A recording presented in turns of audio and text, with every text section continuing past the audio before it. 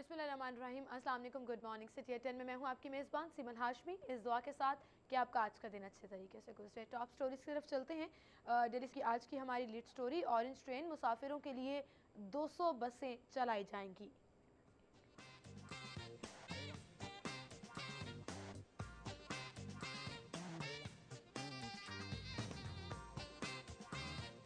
High court का certified to दफ्तर पर हमले के मुल्ज़िमान को फौरी गिरफ्तार करने का हुक्म। लेस्को 3.25 अरब के नादहिंदा सरकारी इदारों से वसूली ना कर सका।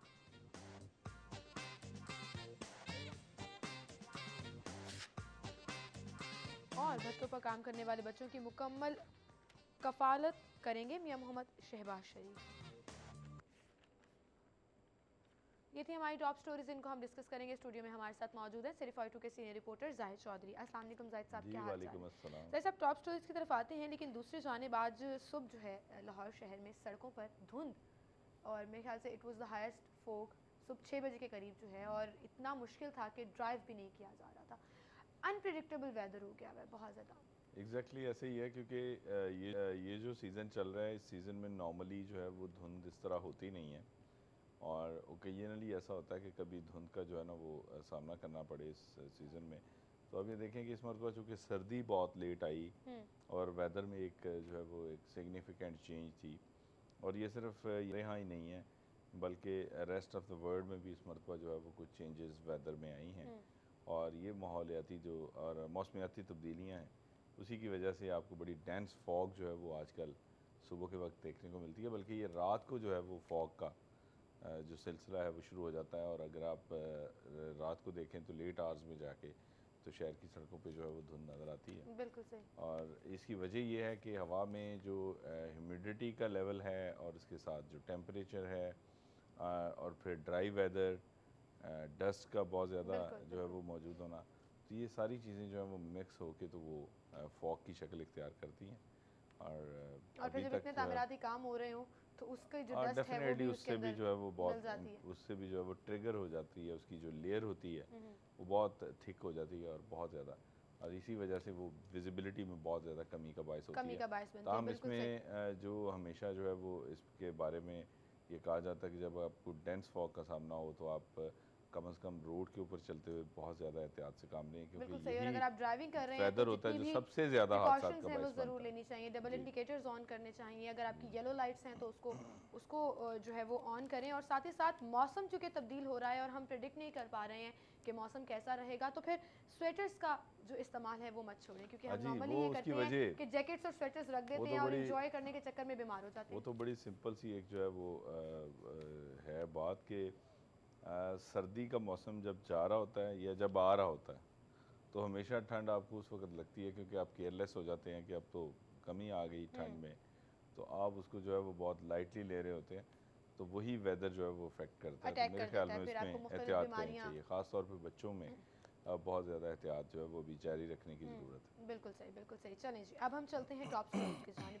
आज की हमारी लीड स्टोरी, ऑरेंज ट्रेन मुसाफिरों के लिए अब 200 बसें जो हैं वो चलाई जाएंगी। 14 रूट्स पर डाइवो से मुआहदा तय पा गया है। देखिए सीमल, ये जो जिस तरह ये ऑरेंज ट्रेन जो है वो इसका मंसूबा बनाया जा रहा है, तो मेरे ख़्याल में जो है वो ये शायद पहली दफ़ा कोई एक पॉजिटिव और एक दुरुस्त कदम उठाया गया है। क्योंकि आप देखें कि जो हमने मेट्रो बस चलाई थी, तो मेट्रो बस शहर के एक कोने से दूसरे कोने तक जो है वो चलती है, एक एंड को दूसरे एंड से मिलाती है, लेकिन मेट्रो बस को कनेक्ट करने के लिए कि अगर कोई शख्स जो है वो लेट्स सपोज मुस्लिम टाउन से या करतबा चौक से जो है वो जाना चाह रहा है टूवर्ड काना, और उसने जो है वो ट्रैवल करना है कोट लखपत की तरफ, लेकिन वो आ रहा है इकबाल टाउन से या कहीं और साइड से, या गुलबर्ग से उसने जो है वो आना है, या कहीं और दूर से आना है उसने, लेट्स सपोज एक बंदा मुगलपुरा से आ रहा है, तो वो कनेक्टिविटी मौजूद नहीं थी कि आप पहले मुगलपुरा से जो है वो कहाँ पहुँचेंगे और कौन सा आपको जो है वो स्टॉप बेहतर मिलेगा, और वहाँ तक एक आपको रीज़नेबल ट्रांसपोर्ट मिल जाए ताकि वहाँ तक आप पहुँचें और वहाँ से जो है वो आगे अपना सफ़र जारी रख सकें। तो ये कनेक्टिविटी बहुत इम्पोर्टेंट होती है। लेकिन ये एक मेरे ख्याल में तो एक बड़ी अच्छी चीज़ है। अगर मेट्रो ट्रेन मंसूबा जो है वो मुकम्मल होता है तो उसके साथ ही अगर उसके फीडर रूट्स बन जाते हैं जो कि उसको कनेक्ट करेंगे मुख्तलिफ सबर्ब के इलाकों को, मुख्तलिफ जो एरियाज़ हैं रेजिडेंशियल एरियाज़ हैं, तो उनको अगर वो उसके साथ कनेक्ट करेंगे तो उसका डेफिनेटली फ़ायदा होगा। एक तो ये कि from the starting of the destination कोई भी पैसेंजर जो है उसको एक फीडर रूट के ज़रिए वो वहाँ तक पहुँचेगा, एक कनेक्शन मिल जाएगा, ट्रेन पकड़ेगा उस ट्रैक तक। और उसके बाद उस ट्रेन को पे सफ़र करता हुआ जब वो अपनी मंजिल के करीब पहुँचेगा तो वहाँ पे फिर उसको एक फीडर रूट चाहिए, क्योंकि ज़रूरी नहीं है कि जिस जगह उसने ट्रेन से उतरना है वहीं उसने काम काज पे पहुँचना है या किसी जो है वो अपने जो भी उसकी डेस्टिनेशन है उस मंजिल पे जो है वो पहुँच जाना है। तो ये बहुत ज़रूरी है क्योंकि उसकी वजह है, ये इसलिए भी करना पड़ेगा कि जो मेट्रो ट्रेन है ये बस नहीं है। बस में तो ये है कि वो अगर चल भी रही है तो अगर आप देखें तो there are only 66 buses on the route, और यही वजह है कि उनमें ऑल टाइम बड़ा ही रश रहता है। बिल्कुल सही। और वो रश देखने में नज़र आता है आपको कि लोग खड़े हैं और भरी हुई बस है।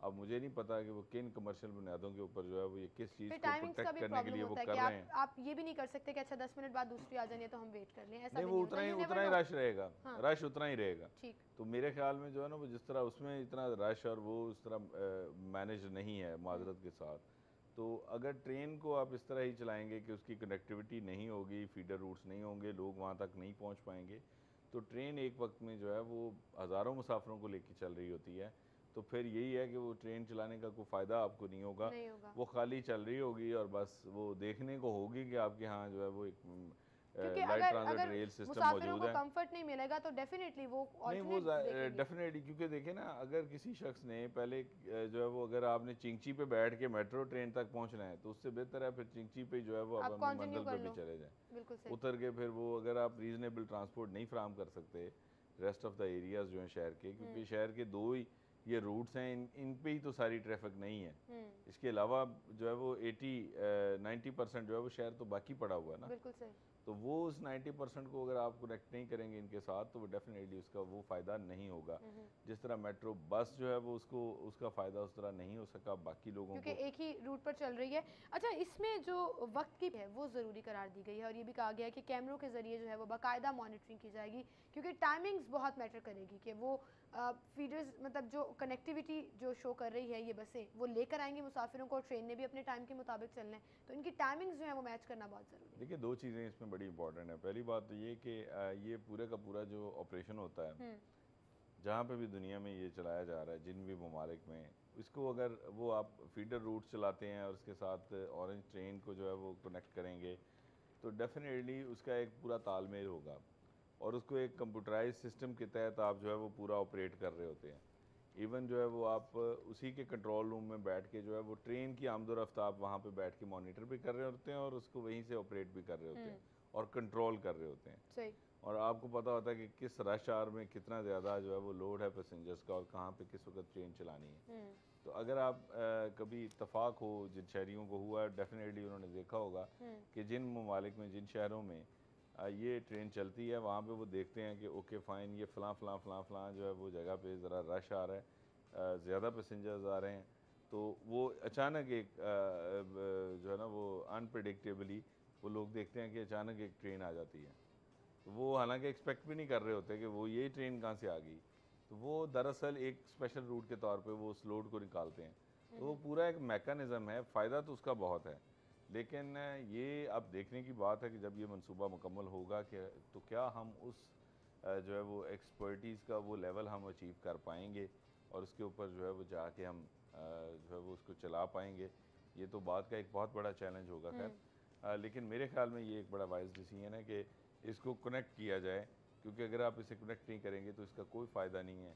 ये आपकी तमाम जो इन्वेस्टमेंट है वो बेकार जाएगी और खाली ट्रेन दौड़ती फिरेगी आपकी पटरी के ऊपर और उस पर जो है वो उतने पैसेंजर, क्योंकि एक मुल्तान रोड के ऊपर आप ऑरेंज लाइन ट्रेन अगर चलाएं तो वो पूरा मुल्तान रोड की जो है वो अगर आप पैसेंजर्स भी उसमें बैठ जाएं बिल्कुल, तो उसके बावजूद आप ट्रेन के अंदर जो कैपेसिटी है वो आप उससे बहुत ज़्यादा है।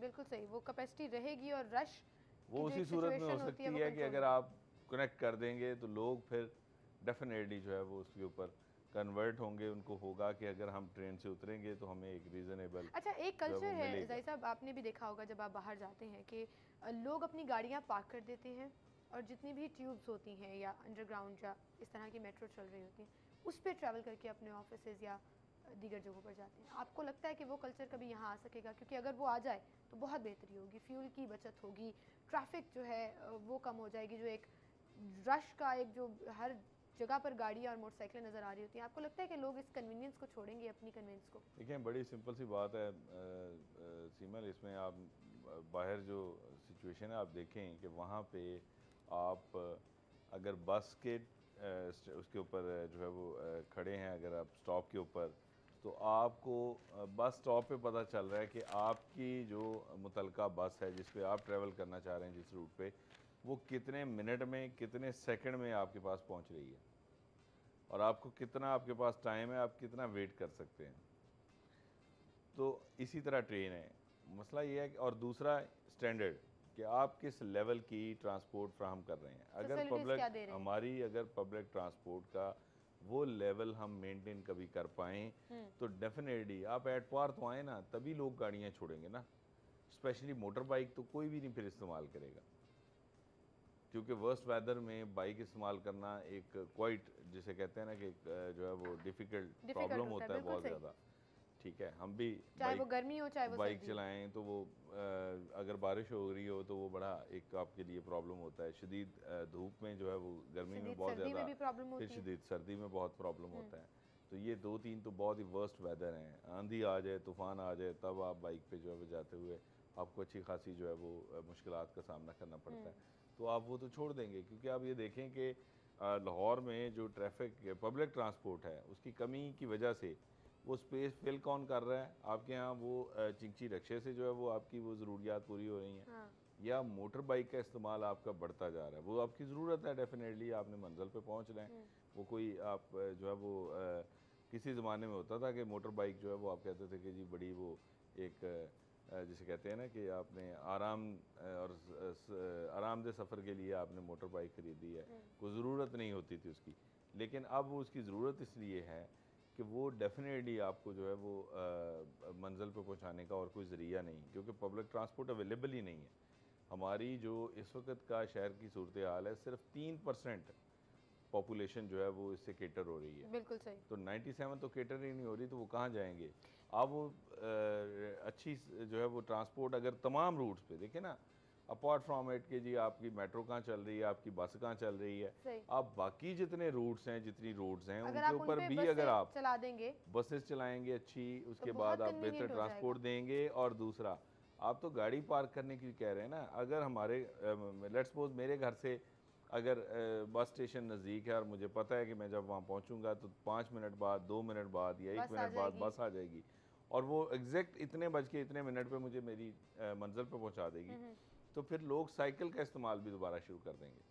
अभी तो सिचुएशन ये है कि गवर्नमेंट कहती है या सोचा जाता है, एक तो ट्रैफिक कंट्रोल होगी, अगर ये बड़ी आइडियल सिचुएशन है, खत्म हो जाएगा, दूसरा उससे पोल्यूशन भी खत्म होगी, जो आलूदगी फैलती जा रही है, डेफिनेटली वो उसका लोड ख़त्म हो जाएगा और उससे जो है वो फ़र्क पड़ेगा, लोग कन्वर्ट होंगे, एक बिल्कुल आपका एनवायरनमेंट चेंज आएगा, इसमें माहौल बिल्कुल चेंज होगा, आपका जो है वो ट्रेंड चेंज हो जाएगा। दूसरा, साइकिल का जो इस्तेमाल है वो फिर बेहतर हो जाएगा कि कम से कम ये है कि ईजी करीब तरीन डेस्टिनेशन के लिए लोग फिर बाइक भी इस्तेमाल नहीं करेंगे, गाड़ी भी नहीं घर से निकालेंगे, वो फिर बाइक कम से कम इस्तेमाल करेंगे। लेकिन ये बहुत मेरे ख्याल में जो है वो फ्यूचर की बात है, बहुत बड़ा चैलेंज है, बहुत काम करना पड़ेगा, कभी हम ये कर पाएँ। आमीन जी आमीन। नाज़रीन, हम मज़ीद खबरें भी डिस्कस करेंगे, एक छोटी सी ब्रेक लेते हैं यहाँ पर, ब्रेक के बाद दोबारा हाजिर होते हैं।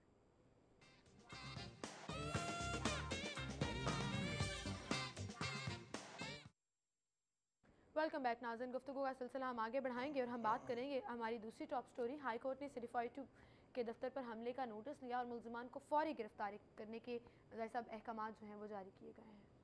हाँ जी, ये बिल्कुल बड़ा एक कल लाहौर हाई कोर्ट की जानिब से एक बड़ा मुस्बत और बड़ा एक मौसर हुक्म जारी किया गया है और मेरे ख़्याल में ये एक बहुत ही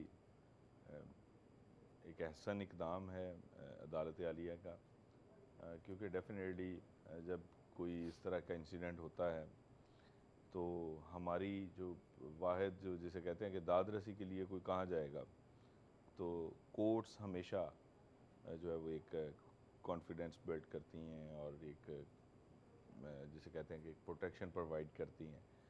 तो ये डेफिनेटली लाहौर हाई कोर्ट का एक बहुत ही एहसन इक़दाम है और एक बहुत ही जिसे कहते हैं कि एक्टिव जुडिशलिज़म है और इसको सराहा जाना चाहिए कि हमेशा ही अदालत की जानिब से जो है वो तमाम इस तरह के जो इश्यूज़ हैं, जो भी जिसे आप कहते हैं कि in the interest of the public at large, क्योंकि देखें मीडिया का जो काम है वो आवाम की आवाज़ को जो है वो नुमायां करना है, उनके जज्बात को नुमायां करना है। तो अगर मीडिया हाउस पे अटैक का डेफिनेटली मतलब ही ये होता है कि उस आवाज़ को दबाया जाए, उस जो है वो सोच को जो है वो ख़त्म किया जाए कि जो आवाम को हौसला, हिम्मत और एक ज़ुबान देती है।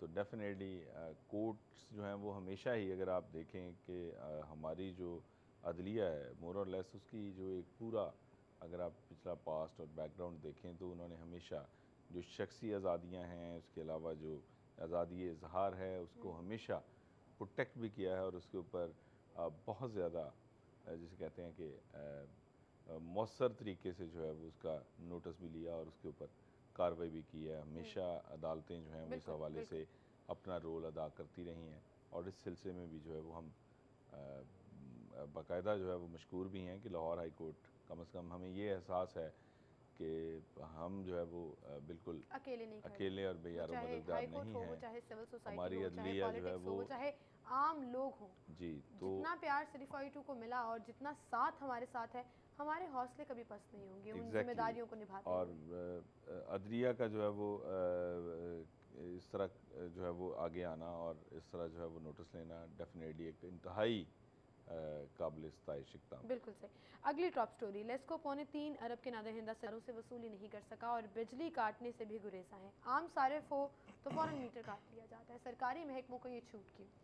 देखें बात यह है सिमल के ये नहीं है कि सरकारी महकमे जो है वो बिल नहीं देते या वो बहुत तकड़े हैं। अगर लेस्को ने जो है वो या वापडा ने को पैसे लेने हों किसी से, तो वो तो फेडरल गवर्नमेंट का अदारा है। आपको डेफिनेटली जो है वो पता होगा, जो हमारे व्यूअर्स हैं उनके जो है के लिए ये मैं अर्ज़ कर दूं कि ये तो इतने ताकतवर हैं कि अगर ये पैसे इन्होंने लेने हों तो ये एट सोर्स उसकी डिटेक्शन कर लेते हैं। मसलन मैं उसकी एक आपको मिसाल देता हूँ कि शहर में जो स्ट्रीट लाइट है, जितनी भी स्ट्रीट लाइट है इसकी एट सोर्स ये डिटेक्शन कर लेते हैं। और जो डिस्ट्रिक्ट गवर्नमेंट को पैसे मिलते रहे हैं, बजट जो मिलता था या साबका बल्दिया उज़्मा को जो बजट मिलता था, तो वो उस बजट में उनके पैसे काट लिए जाते थे। और ये एक हमेशा फड्डा रहा है कि जी ये ज़बरदस्ती धौंस धांधली से हमारे तो इतनी स्ट्रीट लाइट तो हमारी है ही नहीं जितने का आप बिल भेजते हैं, कोई अकाउंट फार करें, कहीं बैठ के हिसाब करें, तो वो नहीं। क्योंकि ये सारे का सारा एक पूरा एक गोरख धंधा है, जिसे कहते हैं कि आपने जो है ना वो एक अपनी जितनी नाकामी है, नाअहली है, करप्शन है, बदनवानी है, उस सारे को इसके साथ जो है वो कवर करना है। लेकिन अगर 6-6 महीने के बिल नहीं दिए होंगे, 8-8 महीने के बिल नहीं दिए होंगे, तो मैं अर्ज करूँ ना, ये मैं अर्ज करता हूँ, आप मेरी अर्ज सुने ना जी। लेस्को का काम क्या है? अगर मैं बत्ती चोरी नहीं करता तो मुझे जो है वो लाइन लॉसेस के नाम पे लोगों की चोरी या महकमे की चोरी जो लेस्को करवा रहा है, जिसमें लेस्को का नीचे से लेके ऊपर टॉप मैन तक, मैं अर्ज करता हूँ ना, उनके चीफ एग्जीक्यूटिव से लेके आम जो उनका लाइनमैन है उस तक सारे तो सारे चोर हैं। सर आपको इन अदारों में या कम से कम लेस्को में आपको 2-3% से ज़्यादा बेहतर लोग नहीं मिलेंगे, नॉट मोर देन 2-3%। ये मैं दावे से कहता हूँ और मैं इसको चैलेंज करता हूँ कि अगर मैं गलत हूँ तो मुझे बताएं, आई कैन प्रूव इट बड़ा इजीली, बहुत इजीली, इसमें कोई मुश्किल काम नहीं है। खुद मिलकर जो है वो इशू ये है कि ट्रेंड देखा गया है कि बिजली चोरी कराते हैं। जो है ना वो जो गवर्नमेंट के अदारे हैं, इशू ये है कि कंसर्न नहीं है ना। अगर आपने लेने हो तो आप स्ट्रीट लाइट के पैसे जो है वो एट सोर्स कटवा लेते हैं। तो अगर आपने उनसे बिल लें, कटवाने का क्या मतलब है? भाई देखें, एट सोर्स जी आपको, let's suppose district government Lahore है, मैं इसी की मिसाल देता हूँ। इसने अगर जो है वो पैसे लेने हैं, बजट जो है वो definitely federal government divisible pool में जो है वो नीचे सूबों को पैसे देगी, उसी में जो है वो आपकी ग्रांट्स आ रही हैं और सूबे जो है वो आगे अपने डिस्ट्रिक्ट्स को वो पैसे उनके एलोकेट कर देंगे, उनको बांट देंगे। ठीक। नेशनल एक्सचेकर से ही वो पैसे कटवा दिए गए, ओह, वहीं पे कट गए ठीक, कि जी यानी वो कि स्ट्रीट लाइट की कटौती मद में होकर ये बाकी पैसे बजट जो है वो इधर से ही उनको काट के तो ये डायरेक्ट तो ये चले खुद गए से कैसे वापडा कर को। सकते हैं? भाई वो इतने ताकतवर हैं, यही तो इशू है कि इन अदारों को पूछता कोई नहीं। पहले इनकी जो है वो मनमानी मर्जी और इनकी धौंस धांधली और करप्शन जितनी भी है इसमें, यानी आप अगर देखें, मुझे ये बताइए, जैसे अब अगर हम महकमों की जब से डिटेल्स की बात पाकिस्तान करें तो बना, बहुत से डिपार्टमेंट्स तो ऐसे हैं जो फेडरल के अंडर आते भी नहीं हैं, जो पंजाब गवर्नमेंट के अंडर आते हैं, फिर उनका सर, किस मेरी तरह सुने, से? आप पंजाब गवर्नमेंट के अंडर आते लेकिन हैं, वो तो पे ही नहीं कर रहे भाई वो पंजाब बजट में से किस तरह काटेंगे? पंजाब गवर्नमेंट बेचारी जो है वो कहाँ से बजट लेके आती है? उसको भी तो आपने जो है वो नेशनल एक्सचेकर से ही पैसे देने हैं ना। अगर आपने लेने हो, आप वहीं पे जो है वो एड सोर्स उसको डिडक्ट करवा लेंगे। लेस्को को मिलने तो चाहिए, अगर उन्होंने डिडक्शन कर ली है मेरी डिपार्टमेंट से। डेफिनेटली मिलने चाहिए। इशू ये है कि जो लेस्को ने देने हैं वो भी तो दिए ना। आपको पता है लाहौर में जितने पोल लगे हुए हैं लेस्को के, उसका पोल रेंट बनता है, कभी लेस्को ने वो पैसे दिए? डिस्ट्रिक्ट गवर्नमेंट ने कभी मांगे? वो बेचारी मांग ही नहीं सकते। कोई अदारा प्रोविंशियल जो है वो उनसे को पैसे ले सकता है? सवाल ही पैदा नहीं होता। जितने आपके ग्रेड स्टेशन है सारे किराए की ज़मीनों पे, कभी पैसे दिए उसके? बहुत सारे इश्यूज है ना इसमें, कोई एक नहीं है ना। जैसे आप ये कह रहे हैं कि वो एडवांस में कटौती कर लेते हैं, बजट देने से पहले ही एटसोर्स कटिंग कर लेते हैं, तो फिर इस खबर का मकसद क्या रहा? क्योंकि 6 महीने में अगर बिल नहीं दिया, नादहिंदा हो गई वो डिपार्टमेंट, ज़िले हुकूमत कह लें, पुलिस कह लें, वासा कह लें, वो लेस्को की नादहिंदा हो गई, तो फिर वो चीज़ तो वहाँ पे एग्जिस्ट कर रही है ना, तो फिर वो कटिंग कहाँ पर हुई? फिर लेस्को ने रिकवरी कहाँ से की? सर देखें, बात यह है कि जो लाइन लॉसेस हैं, जो आपका जो है वो खसारा है, इस सारे को जो है वो आपने कहीं ना कहीं तो जो है ना वो शो करना है ना, कुछ तो आपने बताना है ना। तो होता ये है कि आप जो सरकारी बिल जमा भी हुआ, लेट्स सपोज वो लेट हो गया, आपने उसको जो है वो अकाउंट फारे नहीं किया, उसमें शो कर दिया कि जी ये तो अभी आया ही नहीं बिल, इतने पैसे इनसे लेने हैं, इतने इनसे लेने हैं, इतने इनसे लेने हैं। मैं यही तो आपको अर्ज़ कर रहा हूँ कि अगर आप चोरों के इस डिपार्टमेंट को किसी जो है वो एक इंडिपेंडेंट जो है वो एक बॉडी के हवाले करें, तो आपको दूध का दूध और पानी का पानी जो है वो सामने आ जाएगा कि कितने पैसे किस डिपार्टमेंट ने देने हैं, किससे कहाँ लेने हैं, किसने क्या किया है, कहाँ पे चोरी हो रही है, कौन करवा रहा है। मैं बता रहा हूँ, जब नीचे से लेके ऊपर तक, फ्रॉम टॉप टू बॉटम, सारे के सारे जो है वो इस जो है वो काम में मुलव्वस होंगे, तो फिर डेफिनेटली जो है वो आम आदमी जो है वो सारे वो तो बेचारा परेशान ही होगा ना। और यही वजह है कि फिर जब इन अदारों की निजकारी की बात होती है तो फिर ये लोग चीखें मारनी शुरू कर देते हैं। अदरवाइज़ मेरे ख्याल में इन अदारों की जो है वो अगर लेस्को की निजकारी लेट्स सपोज की जाती है तो इसका शायद आम आदमी को तो बेचारे को फ़ायदा ही होगा। उसकी वजह कि वो जितना पहले जो है वो बिल दे रहा है, मोर और लेस शायद उतना ही देगा। अगर वो बढ़ भी जाएगा तो कम से कम वो ये तो क्लेम करने के काबिल होगा ना कि आप जो है वो कम से कम इसको जो है वो मुझे बिजली तो बिला तातल जो है वो फ्राहम करें। ये कम से कम अगर वो ख़राब हो गई है तो वो ठीक तो कर दें, या उसको जो बिल आएगा उसको ये तो अंदाज़ा होगा ना कि वो ठीक है।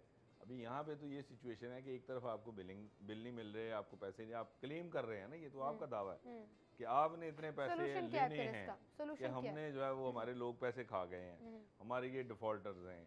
ठीक है, ऐसी बात नहीं होती। लेकिन फिर जाहिर साहब सोल्यूशन क्या है इसका? सर सोल्यूशन ये है कि बहुत ही प्रोफेशनल लोग जो है वो बिठाए जाएं, पॉलिटिकल भर्तियां जो की हुई हैं, जो पॉलिटिकल जो है वो किया जाए, वो तो फिर खास तौर पे मैं अर्ज करता हूँ, मेरी अर्ज सुने ना, देखें ये तो फिर डलाइमा है, ये तो बदकिस्मती है इस कौम की भी और हमारी सबकी कि अगर हमें इसी तरह की सिचुएशन फेस करनी है और इस तरह के अदारों में यही सूरत हाल होगी जो कि डायरेक्ट कंसर्न है अवाम के साथ, जिनका डायरेक्ट लिंक है, जिससे अवाम बरह रास्त मुतासर होती है, तो फिर तो ये इसका तो कोई हल नहीं। लेकिन हल इसका यही है कि जो पॉलिटिकल अपॉइंटमेंट्स हैं, जो पॉलिटिकल इसमें इन्वॉल्वमेंट है, वो सारी की सारी ख़त्म हो। खुदारा हमारे सियासतदानों को भी अल्लाह ताला को अक्ल, फ़हम और फरासत अता फरमा दे कभी किसी ज़माने पे कि वो थोड़े बहुत जो है वो इतने कम से कम दर्द दिल उनमें आ जाए कि वो ये हरकतें करनी बंद कर दें कि जो अपना पालशिया है, मालशिया है, उसको उठा के जो है वो लेस्को जैसे अदारे या इन अदारों की जो है वो सरबराहों की सीटों पे बैठा देना और उनके ज़रिए फिर जो है वो ये सारे के सारी जो है वो तबाही और बर्बादी करना, ये काम नहीं होगा। क्योंकि अगर ये होगा तो फिर यही सिचुएशन होगी ना जो आज PIA के साथ है। आज गवर्नमेंट, पहले यही कुछ होता रहा, आज जो है वो गवर्नमेंट जो है वो कह रही है कि ये देखें ना, ये तो अब गवर्नेबल नहीं रहा, इसको बेच देते हैं या इसको प्राइवेट के पास। मैं वही अर्ज कर रहा हूँ ना कि इसकी मैनेजमेंट उसके हवाले कर देते हैं। भाई नाहली तो इन जो है वो हुकूमतों की है ना, उन पॉलिटिकल विजार्ड्स की है, जो उसको जो है वो पहले अपने जो है वो अपना जिसको कहते हैं ना कि अपनी मलकियत समझ के तो अपने चाचे मामे ताए जो हैं वो वहाँ पे बैठाते रहे हैं, अपने अजीज़ों कारब रिश्तेदार दोस्त अहबाब उनको नवाजते रहे हैं। तो आज वो इस तहाने पे पहुँचा है। तो यही हाल लेस्को का हो रहा है। इसी तरह बाकी जो पब्लिक के साथ बराह रास्त लिंक अदारे हैं उनके साथ होगा, ये सिलसिला इसी तरह रहेगा। लेकिन जहाँ तक ये ताल्लुक है कि जी हमने ये पैसे लेने हैं, ये करना है, ये तो आप इंडिपेंडेंट बॉडी बिठाएं, आपको सारा कुछ पता चल जाएगा ये इसमें लेस्को कितना सच्चा है और कौन सा गरीब महकमा है, कौन सा गरीब महकमा है जो इनको मिल्क नहीं दे रहा। बिल्कुल सही। मज़ीद खबरें भी थी मेरे पास जो हम डिस्कस करना चाहते थे, लेकिन चूंकि ब्रेक का वक्त हो गया तो बहुत शुक्रिया जाहिद साहब, आप हमारे साथ मौजूद थे। नाज़रीन, यहाँ एक ब्रेक लेते हैं, ब्रेक के बाद दोबारा हाजिर होंगे।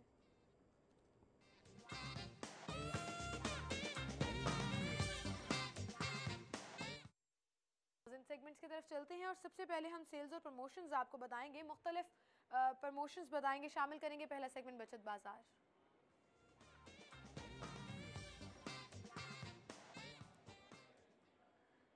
जी, सबसे पहले हमारे पास है लिवाइस, और लिवाइस पर आपको 50% तक ऑफ मिलेगा। जाकर शॉपिंग करें और अपने आधे पैसे बचाएं।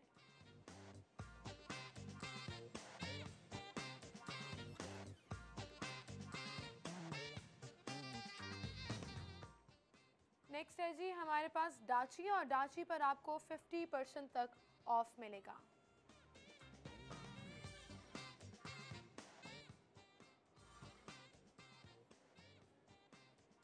हाइपर स्टार अगर आप जा रहे हैं तो केलॉग्स कॉर्न फ्लैक्स है जी, वहां पर रिटेल प्राइस है 185, प्रमोशनल प्राइस 145, 40 रुपीज़ आप बचा सकते हैं।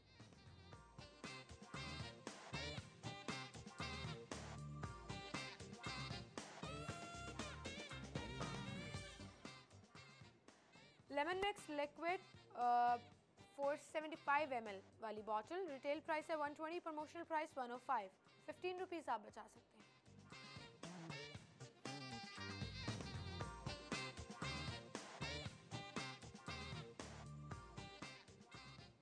और अब ओपन मार्केट का रुख करेंगे, सब्जी और फलों की हम बात करेंगे और आपको लिए चलेंगे मुगलपुरा सब्जी मंडी में, जहां से हमें ज्वाइन करेंगे सादिया खान आज के भाव में।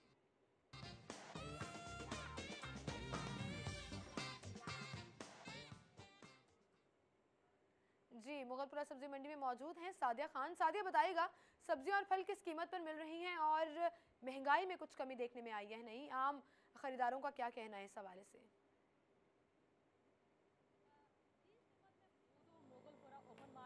आज हम बात करते हैं सब्जी और फलों के रेट्स के हवाले से। तो सबसे पहले आपको बताती चलूँ आपको कि सब्जियों के रेट्स कुछ इस तरह से है। टमाटर यहाँ पर 35 रुपये किलो के हिसाब से किया जा रहा है। प्याज की कीमत यहाँ पर 35 है। आलू जो नया है वो 15 रुपये किलो के हिसाब से फरोख्त किया जा रहा है।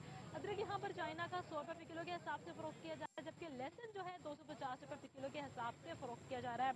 बंद गोभी की कीमत यहाँ पर 15 रुपये है। शिमला मिर्च 60 रुपये है, जबकि मटर की कीमत यहाँ पर 50 रुपये किलो है। टिंडे यहाँ 40 रुपये के हिसाब से फरोख्त किए जा रहे हैं। यहाँ पर बैंगन की कीमत 30 रुपये किलो है। भिंडी 30 रुपये किलो के हिसाब से फरोख्त की जा रही है और अरबी की कीमत पर 50 रुपये, फूल गोभी 20 है और सिमल यहाँ पर करेले जो है वो 90 से 100 के दरमियान फरोख्त किए जा रहे हैं। और आप बात करती हैं कुछ फलों के हवाले से, तो सार्फिन का गिला यही रहता है कि हम हमेशा फोकस करते हैं सब्जियों के रेट्स पर, लेकिन फलों की जान ना तो किसी तवज्जो है ना ही कमेटी की और ना ही सार्फिन की, तो जिसकी वजह से फलों की कीमतें जो हैं वो कम नहीं हो सकी हैं। आज भी जो रेट्स हैं वो काफ़ी ज़्यादा हैं। सेब यहाँ पर जो अच्छा क्वालिटी का है वो यहाँ पर बेचा जा रहा है 110 रुपये किलो के हिसाब से। किन्नू जो अच्छी क्वालिटी का है वो यहाँ 90 रुपये दर्जन के हिसाब से फरोख्त किया जा रहा है। अनार की कीमत 150 से 170 है। अंगूर जो है वो 140 से 160 के दर पर फरोख्त किया जा रहा है। खजूर की कीमत 150 है। हम बात करते हैं यहाँ पर। बहुत शुक्रिया सादिया खान आपका। जेनिस शॉप पर अगर आप जा रहे हैं नाज़रीन, तो बीफ जो है वो आपको मिलेगा 522 रुपये किलो में, और मटन जो है वो है 848 में।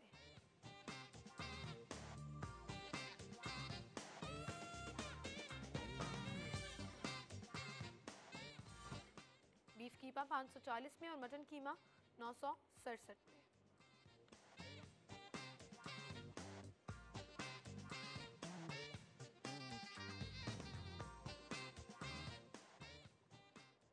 गवर्नमेंट रेट के मुताबिक जिंदा मुर्गी आपको मिलेगी 102 रुपए किलो में।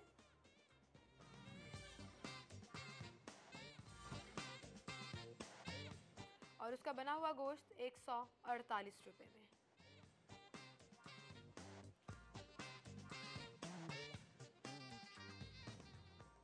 हाइपर स्टार अगर आप जा रहे हैं तो रेड स्नैपर है जी 649 में।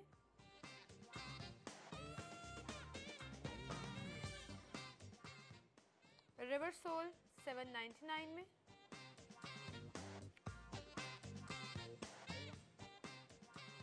Frozen pangasius fish fingers and biscuits जो हैं वो हैं 339 में।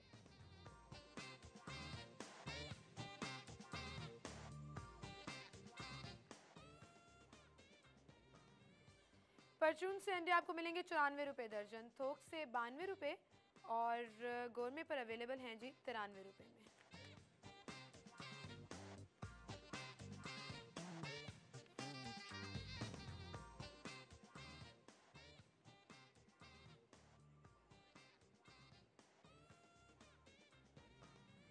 और अब आपको बताएंगे ओपन मार्केट से गैर मुल्की करेंसी रेट्स माल के हाल में।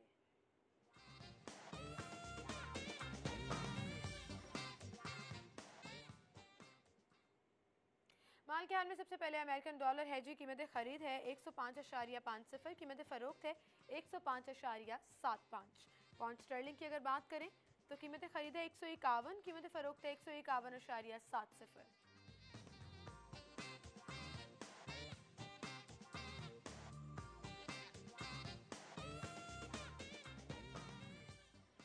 यूरो की कीमत खरीद है 116.75, कीमत फरोख्त है 117.25।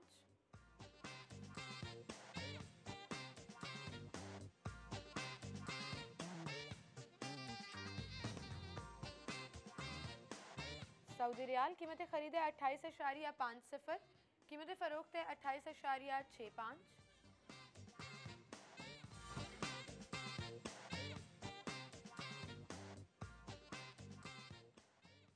यूएई दिरहम कीमत खरीद है 28.70, कीमत फरोख्त है 28.85।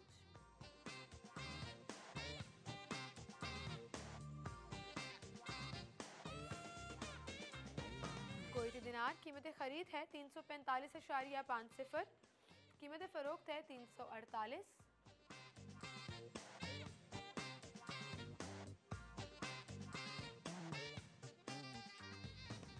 ऑस्ट्रेलियन डॉलर कीमत खरीद है 73.50, कीमत फरोख्त है 73.95।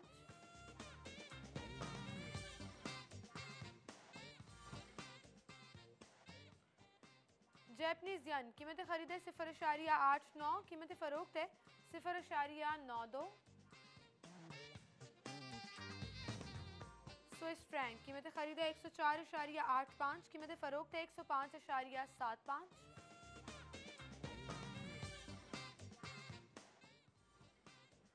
और सबसे आखिर में कैनेडियन डॉलर कीमत खरीद 75, कीमत फरोख्त है 75.55।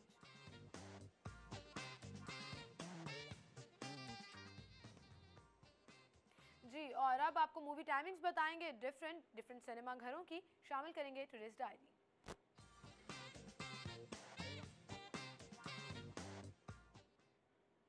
जी, टूरिस्ट डायरी में सबसे पहले आपको बताएंगे बाजीराव मस्तानी लगी हुई है वोक टावर सुपर सिनेमा 3 में 1 बजे और 4:30 बजे रॉयल पाम ऑडी 1 में।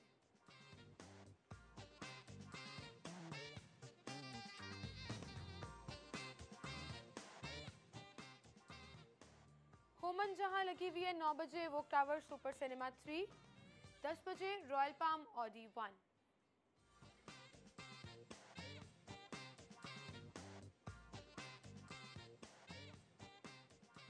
द रेवेनेंट लगी हुई है 10:30 बजे रॉयल पाम ऑडी 3 में।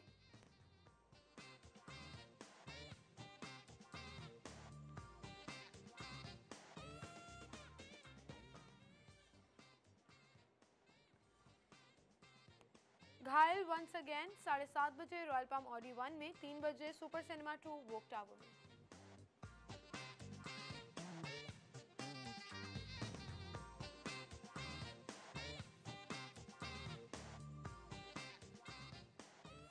The finest hours cine star IMAX में लगी हुई है 2 बजे, 8 बजे और 11 बजे।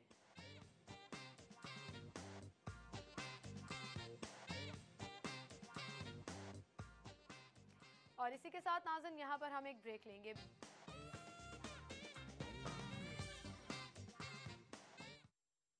खुशामदीद कहेंगे आपको स्टूडियो में। और इस वक्त नाज़रीन मेरे साथ स्टूडियो में मुस्लिम लीग नून के जाने माने रहनुमा और हर दिल अजीज़ उमर सुहेलजा भट्ट साहब मौजूद हैं, उनसे हम बात करेंगे। अस्सलाम वालेकुम उमर साहब, क्या हाल चाल है? अल्लाह का शुक्र, ठीक ठाक। आप सुनाएं, क्या मसरूफियत? पहले तो मैं जो परसों आपके चैनल के साथ जो वाक़या पेश आया उससे सख्ती से जो है वो कंडेम करूँगा। और C-42 जो है वो लाहौर की एक आवाज़ है, और जितनी देर तक मैंने अपनी इंतखाबी सियासत जो है एक्टिव की है, तो आपके चैनल ने जो है हमें काफ़ी मसाइल, और वो मसाइल जो हमारी आंख से अक्सर ओझल हो जाते थे, वहाँ पे आपका कैमरा जो है वो पहुँचता था और लाहौरियों के तमाम इश्यूज़ को जो है वो उजागर करता था।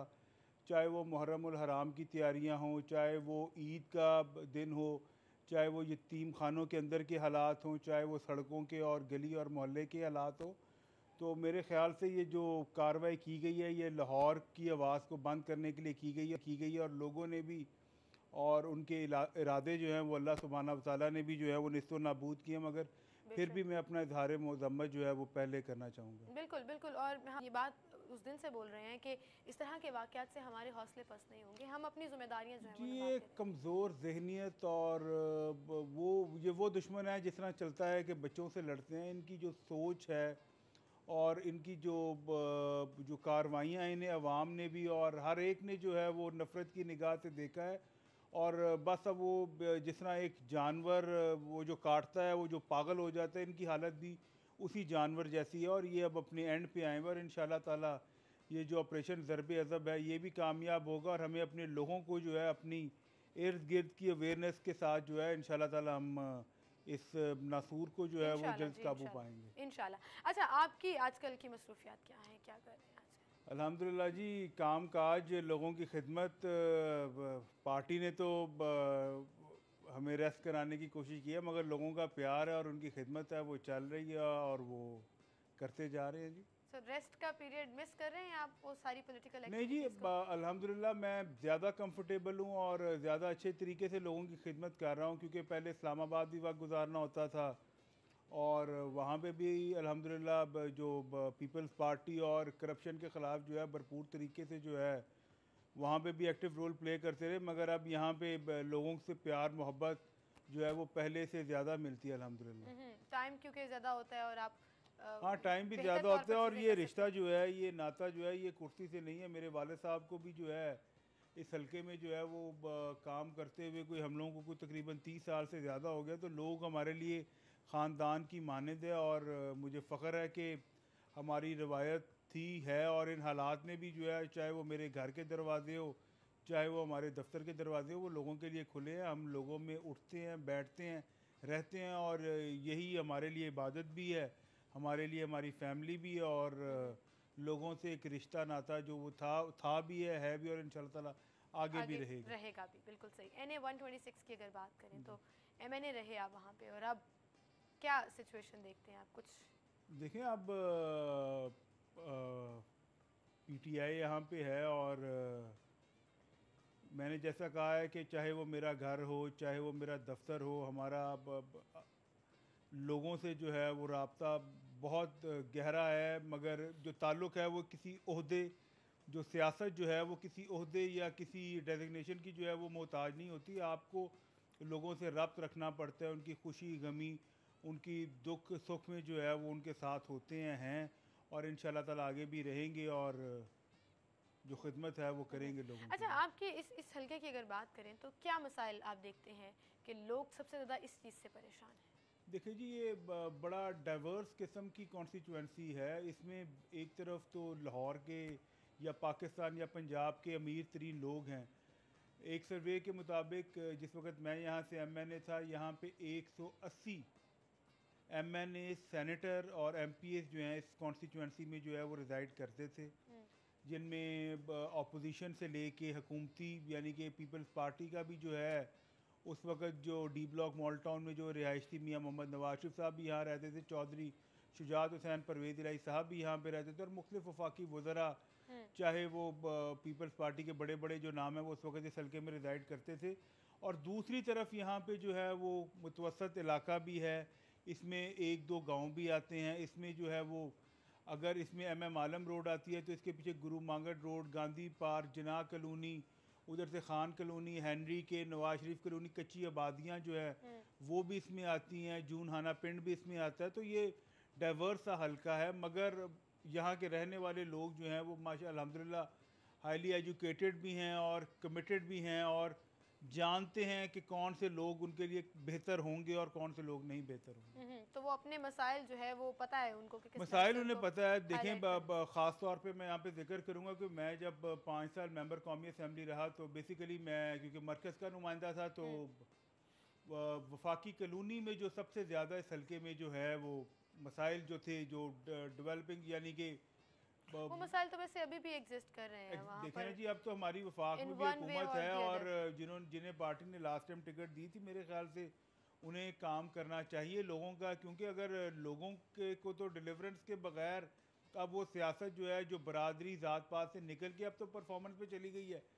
जो बंदा परफॉर्म करेगा, जो बंदा लोगों को मिलेगा, जो बंदा लोगों की खिदमत करेगा वही आगे आएगा। अब ना जाट चलने हैं, ना राजपूत चलने हैं, ना कोई और बरादरी सिस्टम चलना है। अब तो जो आपकी परफॉर्मेंस चलनी है, अगर आप परफॉर्म करेंगे पार्टी का भी किरदार होगा मगर कैंडिडेट की अपनी परफॉर्मेंस जो है वो बहुत मैटर करेगी। बिल्कुल सही, बिल्कुल सही। अच्छा, जब से तहरीक इंसाफ को ये हल्का मिला है, आपको लगता है कि लोगों के मसाइल जो हैं वो बढ़ गए हैं या रोका जा रहा है उनको काम करने से, या क्या क्या सिचुएशन है? क्या मैं यही कहूँगा कि हमारी जमात की बड़ी खुश, वैसे मैं ज़ाती बात करता नहीं मगर जो कैंडिडेट्स तहरीक इंसाफ ने दिए हैं यहाँ पे जो जीते हुए हैं, जिन्हें लोगों ने इज्जत दी है, मैंने उन्हें हल्के के अवाम के जो है वो काम करने में कभी इतना एक्टिव और फाल नहीं देखा। क्यों? इसकी क्या वजह है? ये तो वही बता सकते हैं। ना मैंने उनके मरकज़ी दफातर देखे हैं, ना उनको कहीं पे बैठता उठता देखा है, ना उनको खुशी गमियों पे देखा है। क्योंकि कई लोग जो है वो मूव भी करते हैं पार्टी से, उनके जनाजे कोई फौत भी हुए जो हमारे में से निकल के हालात की वजह से PTI में चले गए, तो वो काफ़ी जगहों पे मैंने उनको उस तरह से फ़ाल और एक्टिव नहीं देखा। तो मेरे ख्याल से कि एक दफ़ा तो आप जो है वो आ सकते हैं मगर आपको बार बार आने के लिए लोगों की खिदमत करनी पड़ेगी। बिल्कुल सही। जब तक आप लोगों को डिलीवर नहीं करेंगे, लोग जो है वो आपको उसका रिजल्ट आप नहीं देंगे, फ़ौरन से रिजेक्शन जो है वो सामने आ जाती है, वो मुंह पे बोल देते हैं। देखिए जी, मुंह पे बोलें या ना बोलें, आपकी कारकर्दगी या आपका नाम या आपका कद काट जो है वो जो है वो ऑटोमेटिकली जो हल्के के अवाम है, आप किसी भी जगह पे जाएं, आप मार्केट में जाएं, आप दही भल्ले खाने जाएं, आप नान चने खाने जाएं, आप चाय पीने जाएं, आप कॉफ़ी पीने जाएं, आपको पता चल जाता है लोगों की आपके साथ जो है वो कि किस तरीके का रिस्पॉन्स है। वो आपको आपका रेट, जिस तरह स्टॉक एक्सचेंज में जो रेट एक चल रहे थे, इस तरह लोगों में जब आप घूमे फिरेंगे तो आपको अपना कद काठ और आपको अपनी जो है वो वोट बैंक का उसी वक्त अंदाज़ा हो जाता है। बिल्कुल सही। उमर साहब, हम मज़ीद बातें भी करेंगे। नाज़रीन, यहाँ पर एक छोटी सी ब्रेक लेते हैं, ब्रेक के बाद दोबारा हाजिर होंगे।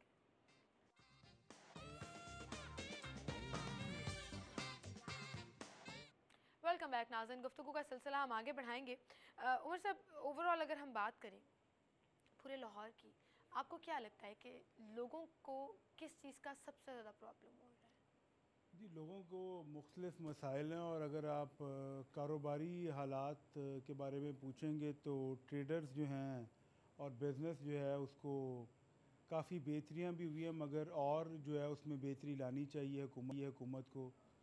बिजली का मामला बहुत हद तक जो है वो हल हुआ है, उसको और बेहतर करना चाहिए। और ख़ास तौर पे मैं यहाँ पे सनतकारों के लिए ज़रूर कहूँगा कि जो आपका इंडस्ट्रियलिस्ट है उसको, क्योंकि उसकी कॉस्ट ऑफ प्रोडक्शन जो है, क्योंकि यहाँ पे गैस जो है उस तरीके से मैसर नहीं, और अब फिर मैं हुकूमत को अप्रिशिएट करूँगा कि उन्होंने बिजली की कीमतें और गिराई, इसे थोड़ा सा और गिराना चाहिए एज़ कम्पेयर टू कि आप पेट्रोल की कीमतें जो है वो कम करें। आप सनती जो बिजली है उसके रेट्स को जो है वो और नीचे करें ताकि पंजाब का सनतकार जो है वो KPK के इंडस्ट्रियलिस्ट के साथ जो है वो अपनी प्राइस को कम्पीट कर सके। वो सिंध जहाँ पे गैस की फरावानी है वहाँ के जो सनतकार है उनके साथ जो है वो अपनी मसाइल पूरा कर सके। फिर लाहौर में जो है वो पानी का भी एक जो है वो काफ़ी एक इशू जो है, साफ़ पानी का इशू जो है, और हुकूमत पंजाब उसके ऊपर जो है वो काम कर रही है। मगर साथ साथ मैं लोगों को भी यहाँ पे इस फोरम के थ्रू जो है वो उनको एक मैसेज दूंगा कि मेरे ख्याल से अब हमें जो पानी का अब्यूज़ है वो इस शहर में जो है वो ख़त्म करना चाहिए, क्योंकि एक मीटिंग जो है वो कुछ 1.5 साल पहले मैं हमदा शबाशी साहब से मिलने गया था, तो एक मीटिंग चल रही थी, उसमें मैं भी बैठ गया। तो जो फिगर सामने आई कि लाहौर में जिस तरीके से पानी का इस्तेमाल हो रहा है, हम देखते हैं कि लोग बग़ैर वजह के अपने घर के बाहर सड़क के ऊपर भी जो है वो पानी लगाने लग पड़ते हैं, गाड़ियों को डेली धोना और बाकी चीज़ों को जिनकी धोने की ज़रूरत ही नहीं, हम साफ़ और मीठे पानी को जिस तरीके से मेरे ख्याल से अब्यूज़ कर रहे हैं, हमें उसको अपने रवैयों में जो है, क्योंकि अब दुनिया जो है वो एक ग्लोबल विलेज है, आप नॉलेज जो है वो अब किसी किताब के अंदर बंद नहीं रहा। आपको कुछ नहीं आता तो आप गूगल करके अपने हर सवाल का जो है वो जवाब ले सकते हैं। तो मेरे ख्याल से हमें अपने, लेकिन आम लोगों के मसाइल तो अभी भी वही हैं, जैसे आपने साफ पानी की बात देखिए जी, अब मैंने आपसे जिस तरह कहा ट्रैफिक कि के इश्यूज हैं, इंफ्रास्ट्रक्चर पर बहुत अमीर आदमी है उसको ट्रैफिक इशू है, गरीब आदमी जो है उसको किराए का इशू है, वो ज़ाहिर बात है रेडी पे अपना सामान बेचेगा। अब रेडी फरोश से जो है वो दुकानदार को इशू है। मामले तो बड़े कॉम्प्लेक्स हैं और इंटरलिंक्ड है, मगर जो बेसिक, जब तक हम एक दूसरे को, जिस तरह हम इस्लाम की जो है हम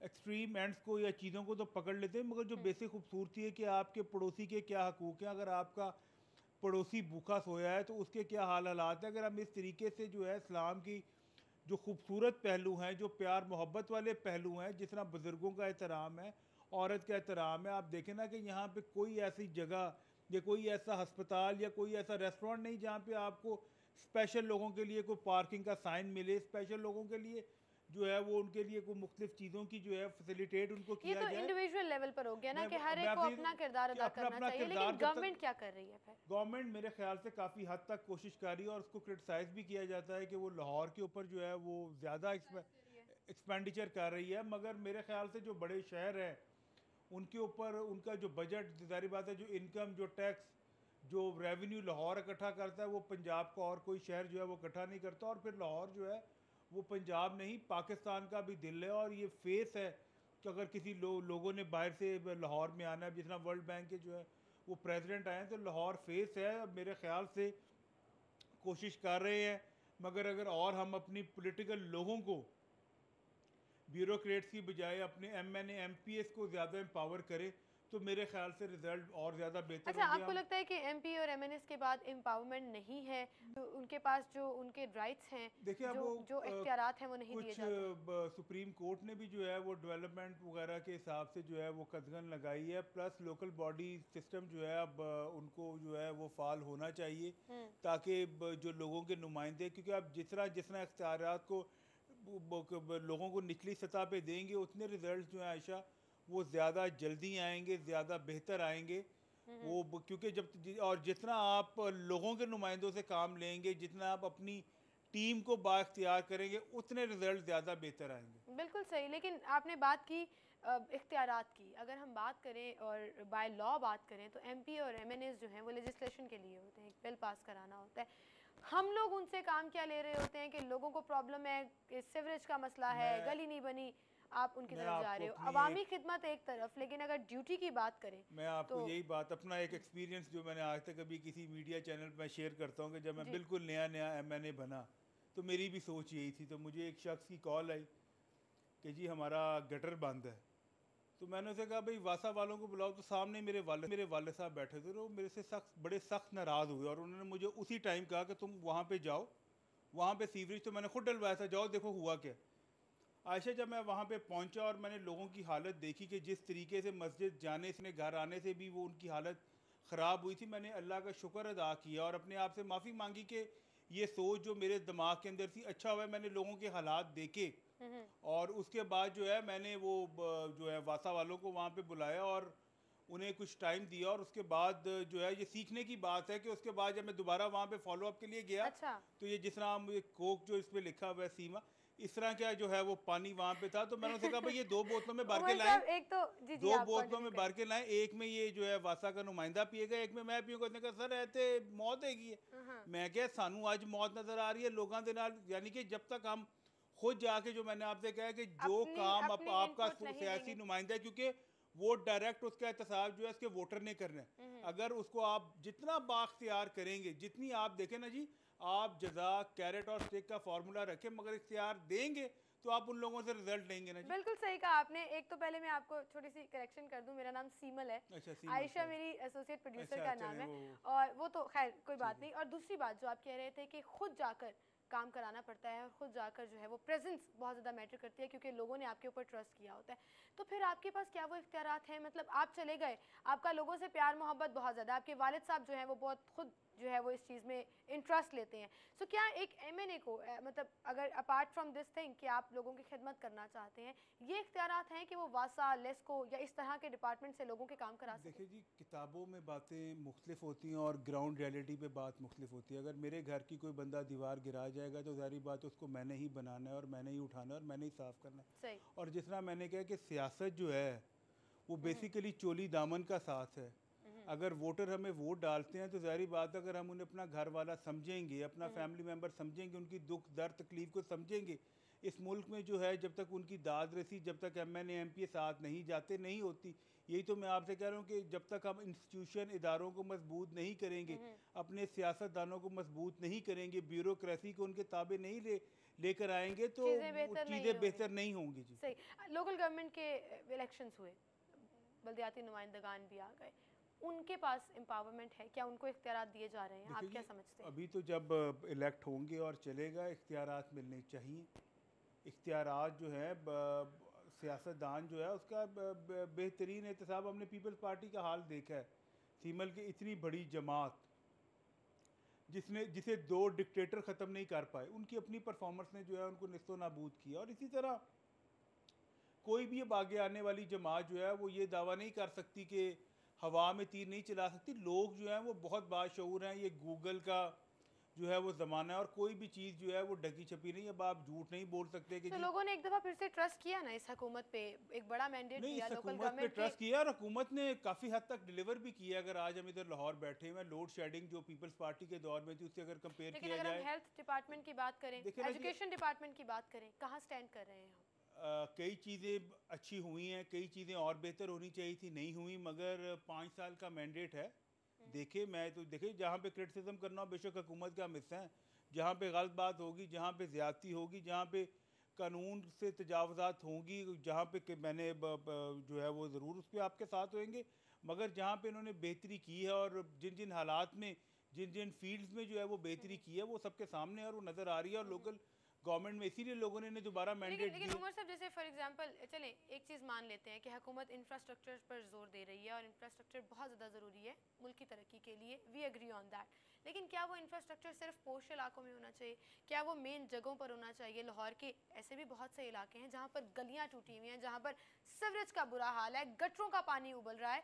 आप खुद भी देखते हैं मुसलसल जो है वो हर चीज़ की रिपोर्टिंग भी की जा रही होती है। क्यों नहीं उसको देखा जाता? जो है हल्के में कई जगहों पे जो है वो मसाइल हैं और कई जगहों पे वो हल हो रहे हैं। देखें बहुत जो सीवरेज का भी, जिस तरह आपने पानी की बात हुई, सीवरेज का भी जो है वो उसकी जो कॉस्ट है, अगर उसको हम पूरे लाहौर के लिए बनाएं जो कि बननी चाहिए, उसकी कॉस्ट बहुत ज़्यादा है। मगर मेरे ख्याल से हमें कुछ जो है वो पॉलिसीज़ के ऊपर भी करना चाहिए कि अगर गुलबर्ग या मॉडल टाउन जिनकी जो प्लॉट्स जो बने थे 6 या 8 कनाल के एक घर या एक फैमिली के लिए बने थे, जिस तरीके से कौन से वो अफसर शाही है, उनके कौन से लोग हैं, किस किस इंतज़ामिया ने जो है वो 6 कनाल के प्लॉट को 4 का किया, 4 का 3 पे किया, 3 से 2 पे किया, 2 से 1 पे किया। और उसके बाद फिर जुल्म पे जुल्म ये कि उन्हीं घरों के ऊपर जो है वो जो 6 कनाल का घर के लिए बना था वहाँ पे जो है आपने 200 कमरों के जो है वो फ्लैट्स बना दिए और उस तरीके से जो है वो सीवरेज सिस्टम जो है वो चोक किया। मेरे ख्याल से उन अफसरान की भी जो है, अगर इन्होंने लाहौर को बढ़ाना है, उसकी जो है वो हाई राइज बिल्डिंग बनानी है, तो मेरे ख्याल से कि दुबई के मॉडल को फॉलो करे कि वहाँ से निकलें, एक शहर के साथ जो है वो एक जगह बनाए जहाँ पे तमाम चीज़ें नहीं पड़ें और वो उस तरीके से डेवलपमेंट हो। ये जो घरों के अंदर और आबादियों के अंदर ये जो बिल्डिंग्स और हाई राइज बिल्डिंग्स जो हैं, ये कानून की धजियाँ बखेर के जिस तरीके से बनी, मेरे ख्याल से उनके ऊपर पूछगछ होनी चाहिए। बिल्कुल सही, बिल्कुल सही। उमर साहब एक छोटी सी ब्रेक लेनी है मुझे यहाँ पर। नाज़रीन ब्रेक लेते हैं, ब्रेक के बाद दोबारा हाजिर होंगे।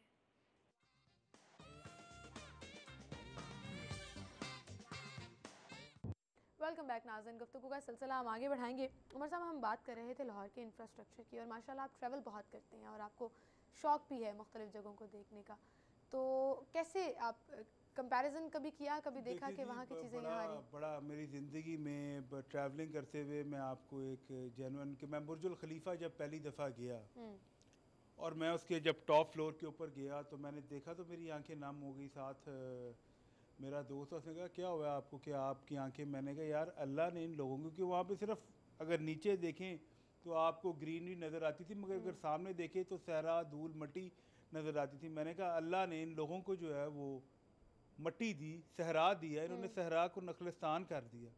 और दूसरी तरफ हमारे मुल्क को, पाकिस्तान को, जिसे आप बरे सगीर की जो गोल्डन स्पैरो की जो टर्मिनोलॉजी थी, अगर आप पाकिस्तान का नक्शा देखें तो स्पैरो जो है पाकिस्तान बनते हैं। और क्या हाल हमने इस मुल्क का किया है कि अगर आप इंडिया से अपने आप को कंपेयर करें कि इंडिया का पंजाब जो है उसका साइज़ कितना है और यहाँ के पंजाब का साइज़ कितना है। इंडिया में जो है वो पूरा पंजाब जो है वो पूरे हिंदुस्तान को जो है वो अनाज जो है मुहैया कर है, और यहाँ पे जो पंजाब कि जिस तरीके से हमने अपनी फसलों का बेड़ा गर्क किया, ज़मीनों का बेड़ा गर्क किया, मेरे ख्याल से कि काफ़ी चीज़ें देख के जो है वो दिल अक्सर खून के आंसू होते हैं। और पार्टी अपनी जगह, अफसोस होता है कि तमाम हुक्मरान जो है वो बैरून मुल्क जाते हैं। वो हम बहुत कुछ किया मगर हम वो सिस्टम जो है वो डेवलप नहीं कर सके, वो चीज़ें उस निज़ाम में हम अपने आप को नहीं डाल सके, हम इदारों को जो है वो उस तरीके से मजबूत नहीं कर सके, जो है एक भी शहर जो है वो मॉडल सिटी नहीं बना सके कि हम अपने एक शहर को जो है वो दुनिया के किसी महज़ब मुल्क के जो है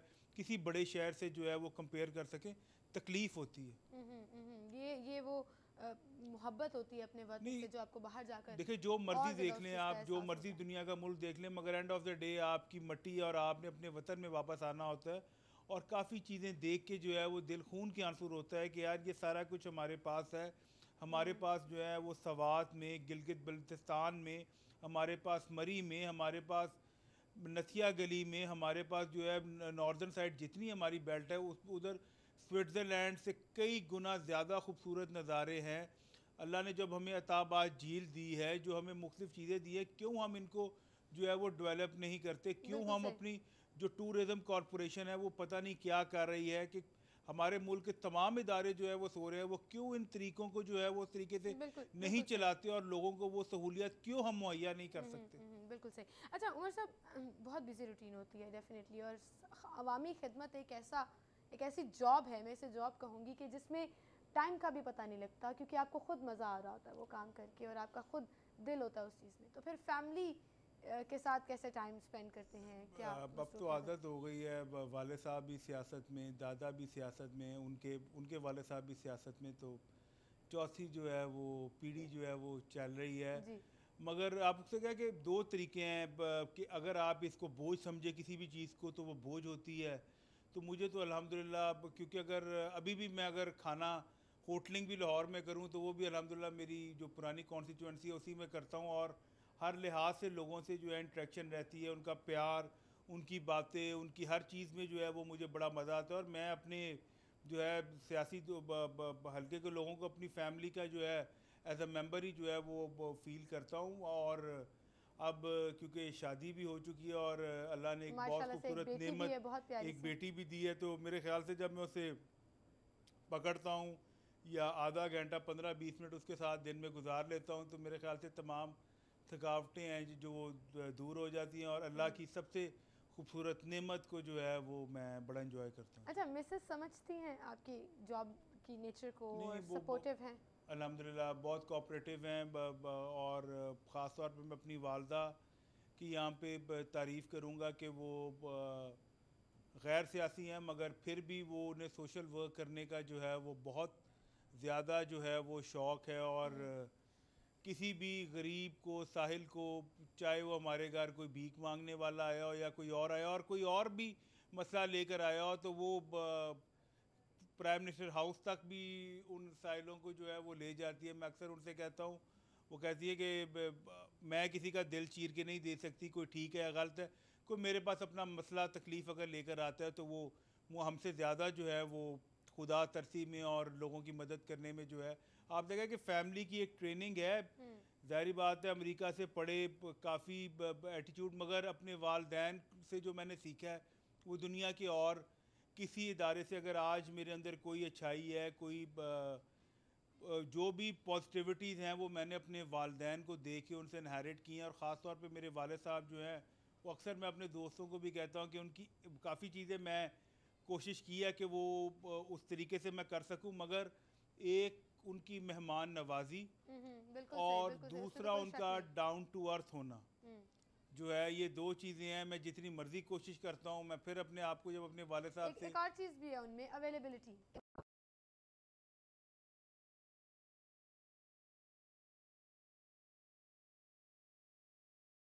भी अक्सर शादी हो रही हो ना तो वो